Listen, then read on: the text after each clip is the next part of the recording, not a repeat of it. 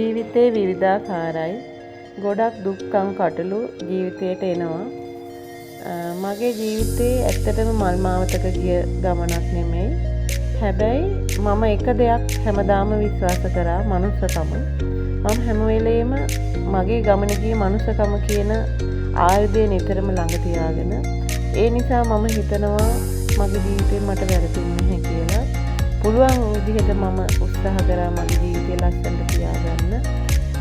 විවිධ දුක්ඛම් කටළු කටු ගල් ප්‍රහාර හැම දෙයක්ම මගේ ජීවිතයට ඇවිත් තියෙනවා. නිന്ദා අපහාස ප්‍රශංසා අගය කිරීම වැටීම් අපිව පෑගෙන ඒවා වටන ඒවා ජීවිතේට ගොඩක් දේවල් මට ඇවිත් තියෙනවා. හැබැයි මම ඒ හැම වෙලාවකම ඒ හැම දෙයක්ම මගේ පැත්තකින් තියලා තමයි මගේ ජීවිත ගමන මම ගියේ. මගේ ජීවිත ගමනේ ලස්සනම කරගන්න මට ප්‍රධානම හේතුව තමයි මගේ තියෙන මනුස්සකම, හිත හොඳකම, අන් අයට දක්වන ගෞරවය, ආදරය, නිහතමානීකම, ඒ හැම දෙයක්ම එක්ක තමයි මම මගේ ගමන ගියේ.